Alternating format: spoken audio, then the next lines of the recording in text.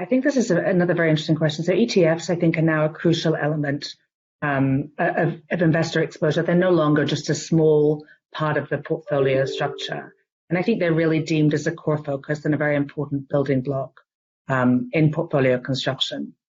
I mean, as you've just said, Daniel, passive investment it accounts for about half of all managed assets in the total investment market. So these funds are, in terms of ETFs, really, I think, give a new optionality for investors in terms of the way that they integrate ESG into their overall portfolio and asset allocation mix.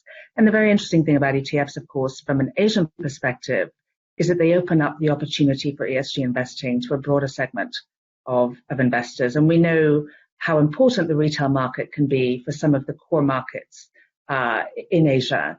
So from that perspective, it's a very interesting sort of democratization here of the access to ESG investment strategies.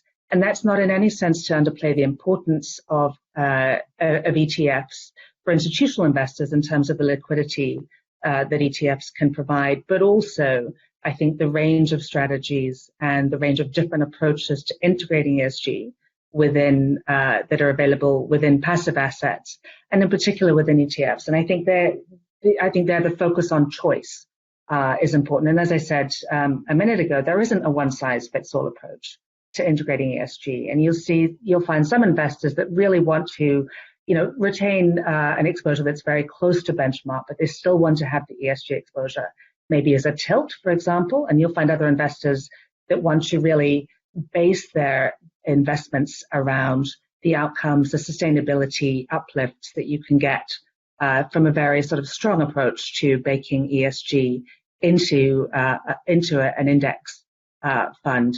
And here is where I think you get a very interesting option from using passive strategies within an ESG integration approach. Because I think the one thing that you can be sure of with an index when you're looking at ESG and how you build that in is really the fact that you have a very rules-based way of integrating ESG. So it's going to be consistent across the whole portfolio rather than applied to a portion of the assets in that portfolio.